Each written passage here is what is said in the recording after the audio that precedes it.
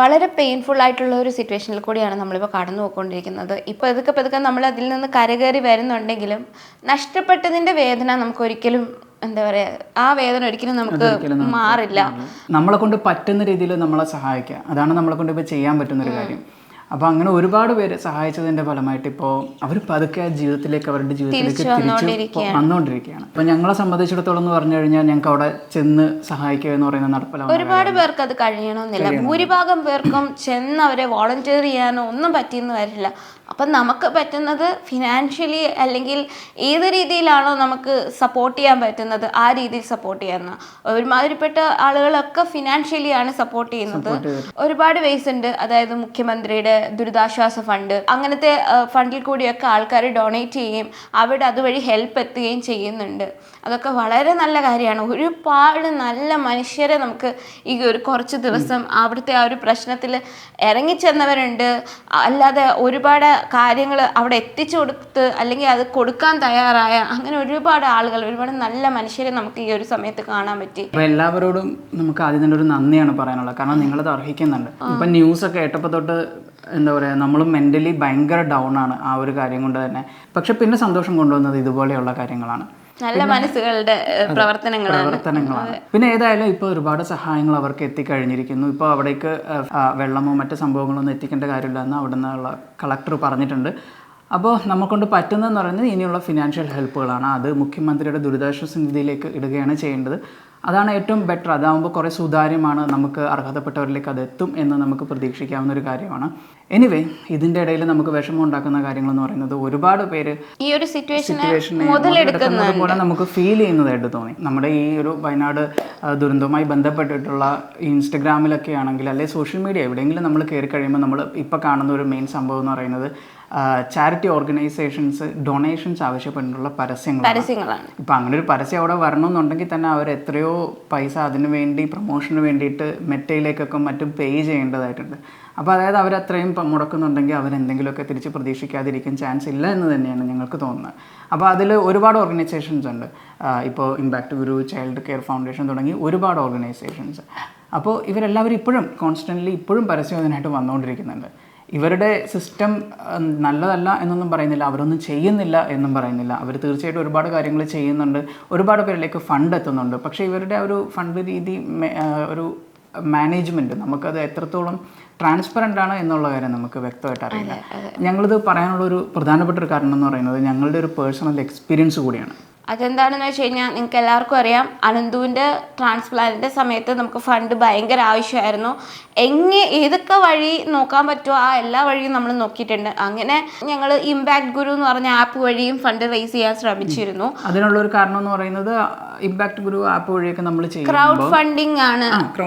അത് ചെയ്യുന്ന സമയത്ത് നമുക്കിപ്പോൾ ഒരാൾക്ക് ഇത്ര രൂപ ആവശ്യമുണ്ട് എന്ന് കാണിക്കും. അതുപോലെ തന്നെ ഒരാൾ ഡൊണേറ്റ് ചെയ്യുമ്പോൾ ആ എമൗണ്ട് ഇങ്ങനെ ഫില്ല് ചെയ്ത് വരും. അപ്പോൾ ഇത് പുറത്തുനിന്ന് കാണുന്ന ഒരാളെ സംബന്ധിച്ചിടത്തോളം അതിലൊരു ട്രാൻസ്പെറൻസി ഭയങ്കരമായിട്ട് ഫീൽ ചെയ്യും. അപ്പോൾ അയാൾക്ക് എത്ര വേണം, കൃത്യമായിട്ട് അത്രയും തുക എത്തുന്നു എന്നൊരു ഫീൽ ഉണ്ട്. അപ്പോൾ എനിവേ ഞങ്ങൾ അതിന് വേണ്ടിയിട്ട് അതിൽ എല്ലാം രജിസ്റ്ററെല്ലാം ചെയ്തിരുന്നു. കാരണം അതിൻ്റെ പ്രൊഫൈൽ ഉണ്ടാക്കുകയും എല്ലാം ചെയ്തു.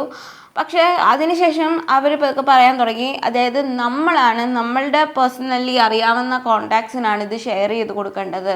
ഏകദേശം 1 lakh rupees നമ്മളായിട്ട് ഉണ്ടാക്കിയാൽ മാത്രമേ, അതായത് നമുക്ക് പരിചയമുള്ള ആളുകളിലേക്കൊക്കെ ഇത് എത്തിച്ച് അവർ ഇമ്പാക്ട് ഗുരു വഴി നമ്മൾക്ക് പൈസ ഇട്ട് തരുന്ന അങ്ങനെ ഒരു 1 lakh എമൗണ്ട് ഡൊണേഷൻ വന്നു കഴിയുമ്പോൾ ഇവർ ക്രൗഡിലേക്ക് അത് പ്രൊമോട്ട് ചെയ്യും എന്നാണ് പറഞ്ഞത്.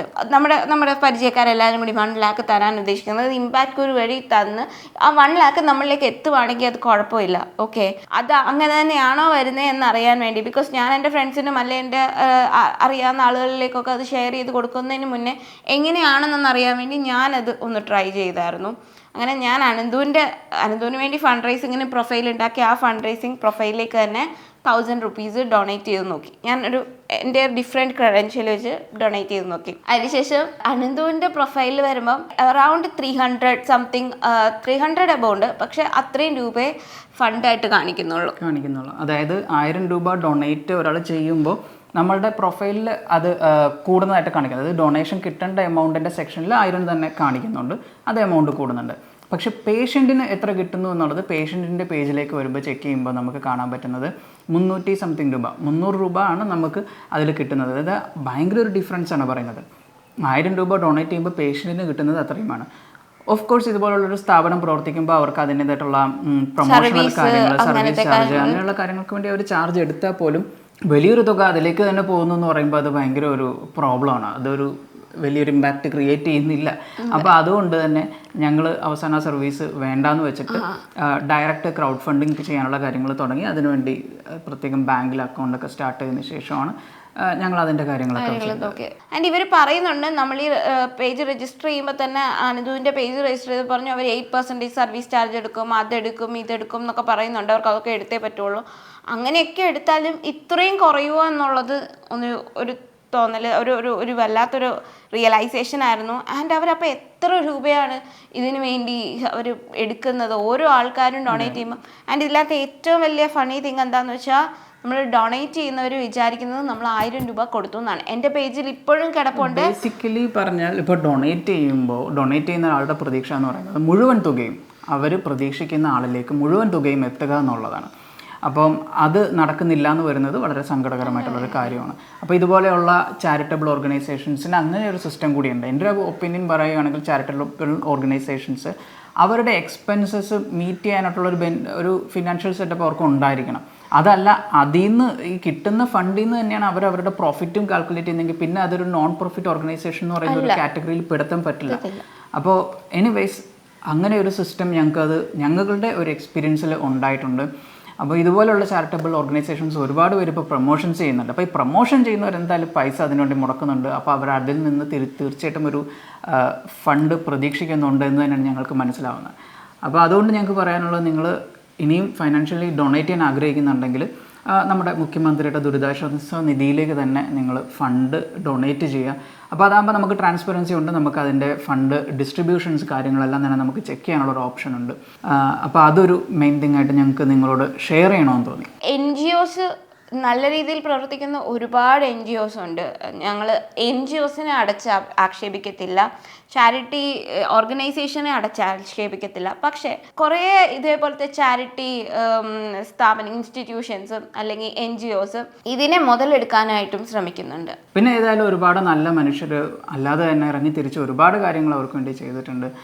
ഈവൻ തൻ്റെ കടയിലുണ്ടായിരുന്ന മുഴുവൻ തുണികളും ഡൊണേറ്റ് ചെയ്ത ഒരു കടക്കാരനെ കുറിച്ച്, അതുപോലെ തന്നെ എപ്പോഴും MBD ഒക്കെ പൊക്കുന്ന കുറേ വണ്ടി ഭ്രാന്തന്മാർ 4 വീലറൊക്കെ ഓടിച്ചുകൊണ്ട് വെള്ളത്തിലൂടെ റോട്ടിലിറക്കാൻ പറ്റില്ല, അപ്പോൾ അതുകൊണ്ട് തോട്ടിലിറക്കി എന്തിനും ഇറങ്ങിത്തിരിക്കുന്ന കുറേ ആൾക്കാർ, പിന്നെ നമ്മുടെ രാജ്യം കാക്കുന്ന ജവാന്മാർ, പിന്നെ അതുപോലെ തന്നെ ആ നാട്ടുകാർ.